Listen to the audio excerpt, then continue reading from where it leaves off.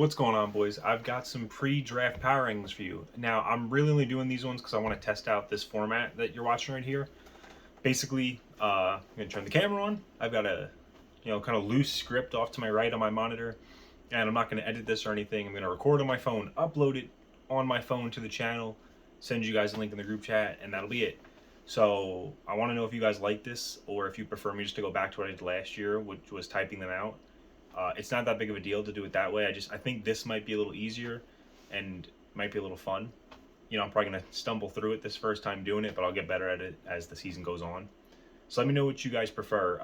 The only thing I'll say is if I do go back to doing a written one, I'm not gonna do it on a Google Doc like I did last year. I promise I have a neater version to do it. But again, if you guys like this, I would much prefer to do it this way. But again, pardon me if I stumble through this, but let's jump right in. So at the bottom of the barrel entering this season, I've got Vinny. Vinny's going to come in to start at 12th. He's looking at a 38.4 win percentage in his 5 seasons in the league. He missed out on the playoffs with a 6-8 record last season. He was super inconsistent. If I'm remembering correctly, I think he won 2 games, lost 2 games, won 2 games, lost 2 games, lost 3, won 3. Back and forth, I think.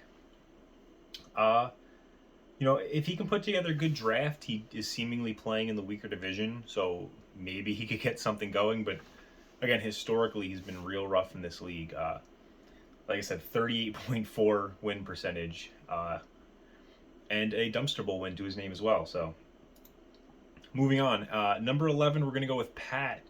Pat is an OG of the league, all 7 seasons. His win percentage actually isn't that terrible. Where is it? It's at 43.1%. Now, it's not good. That's 8th amongst active KFL members.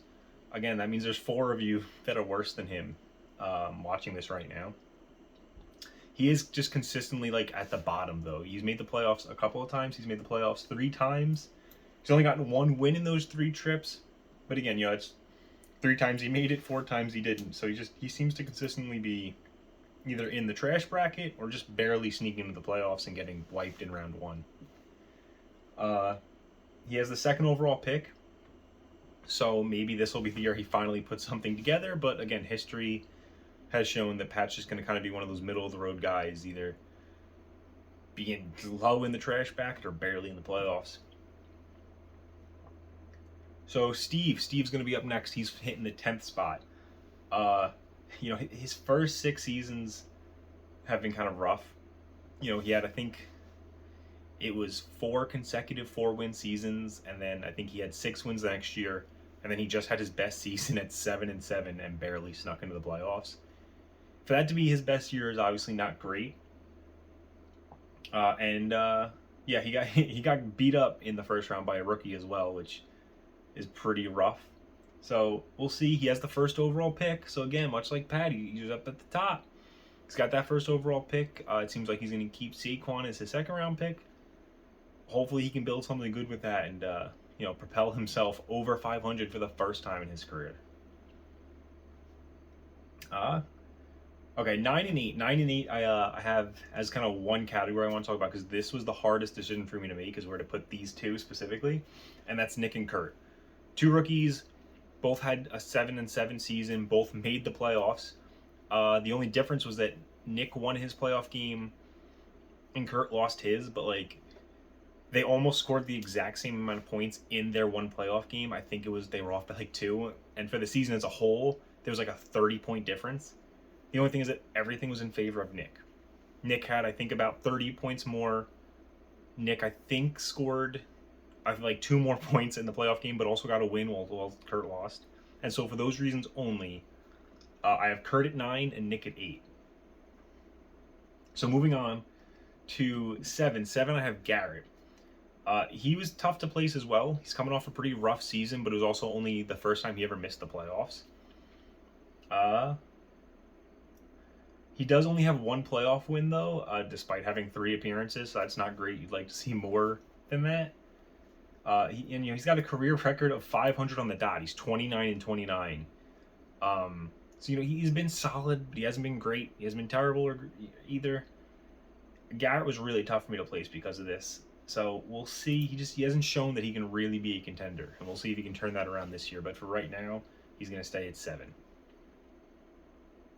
Okay, 6 is going to be your reigning dumpster bowl champion, John, who recently got punished, and you'll see that punishment soon. I know it might be a little surprising that he's this high up, but I'm telling you, if you take a little bit of a closer look at his 2021 season and definitely his whole resume in the league, and it's really not that crazy.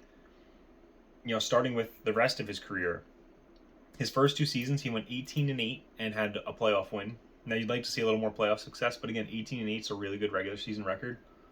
And last year there were 2 teams that were worse than him, both in terms of record and standings overall. So again, third worst is not great, but it's not as bad as you might think when you see that he got the punishment. You probably assume bottom of the barrel, worst team. He kind of just got a rough break of it and how the that bracket worked out, and so he was 6-8. We've seen way worse records than 6-8 in this league, guys. Trust me. So John's gonna stay at 6, mainly because I'm looking at last season as the outlier, not the example. So fifth is going to be Lark. His last 2 seasons were kind of underwhelming, hovering around the 500 mark both of those years. But he's still the same guy who dethroned Mitchell back in 2019. He's also the same guy who overall has a 62.2 win percentage through 6 seasons. I mean, that's second best all time. That's really good. I believe second best behind Mitchell. I believe it's Mitchell, Lark, Austin all time. So, he is in the second half of tonight's draft. However, I still think he's a real big threat in this league and someone you got to watch out for. Coming in at 4 is going to be Rich. Rich is getting the 4 spot. He kind of had a rough skid at the second half of last season. But man, the first half of last season and all of the year before that was insane. A perfect 13-0 season to win a championship. Followed up by, it was a 16-game win streak by week 4, though that's from 2020 and the first 4 weeks of 2021. Entering week 4, so the first 3 weeks of 2021. And as he was entering week 9 of last year, he was on a 20-1 tear, dating back to the beginning of 2020. I mean, that is absolutely insane. His only loss came to Jay, who was on absolute fire last year. So you can't even really, you can't really give him too much guff for that. Of course, he finished 2-3 last year in the regular season and then lost in the first round of the playoffs. So, 2-4 to end the year is not great. But I'm looking at the first half of last year and all of 2020, and that's why we have Rich at the 4 spot. I think he's much like I said about Lark, I think he's a real big threat. So our 3 spot is Jay, actually. And that's highly based off me believing in his success last season, because prior to that, he's been really inconsistent. He's right around the 500 mark for his whole KFL career. But he really found a groove last year before he came up short in the championship game. I think he had a really good playoff run, actually. He just kind of had a rough matchup there with Austin that last week. But, Jay looked really good last year. I'm really banking on him continuing that. So, because where was it? He had, if you look at the 3 weeks of playoffs, Jay had the most points overall, and then also the most points per game, even if you want to account for that. So he was having a really strong playoff performance last year. So look for Jay to come out swinging again this season. Okay, entering this year at number 2 is Mitchell. That might be surprising to some of you considering how dominant he's been in this league. But again, these are the power rankings for 2022. It kind of becomes a what have you done for me lately situation. And in my opinion, his last 2 years have been underwhelming. Obviously, 2020 was really rough for Mitchell. The worst season we've had him have. Everyone knows. But even last year, I think last year was disappointing for him as well. But despite all the negative I can say, he's still at number 2. And that is because he's still a perennial threat. I mean, he leads the league in almost every statistical category. Even though those first 5 seasons may be carrying that. 2020 was brutal. Last year really wasn't that bad. I just think it could have been more. But Mitchell's also never been a regular season performer. And again, I'm not looking at numbers for that. So, I'm sure you could probably pull something up where he had 1 or 2 great regular seasons. But for the most part, he was always kind of like a little lower in the regular season and then just destroyed people in the playoffs. So, as much as I can say negative things about him here, he is a huge threat in this league, and he's always going to be somebody that you guys have to worry about. That's why his name is on the trophy again, as many times as it is. So moving on to first, I think this was going to be pretty obvious heading in. It's Austin. You have his reigning champion. He's top 3 in every percentage category, overall win percentage, regular season win percentage, and playoff win percentage. All 3 of them, he's top 3.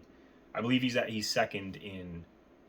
I think he's second in playoff, and I think he's third behind Lark and Mitchell in both regular season and overall.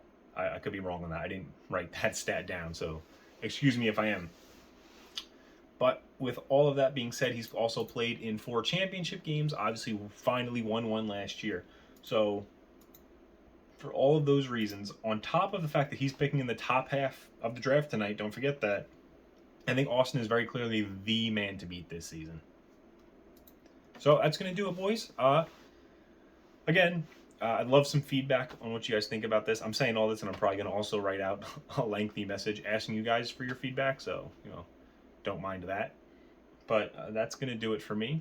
I'll see you guys soon. Hopefully next week, if you guys like this format, you'll see me just like this, doing some post-draft power rankings. It'll probably be even less than a week, honestly, because we'll start working on them right after tonight when the draft concludes.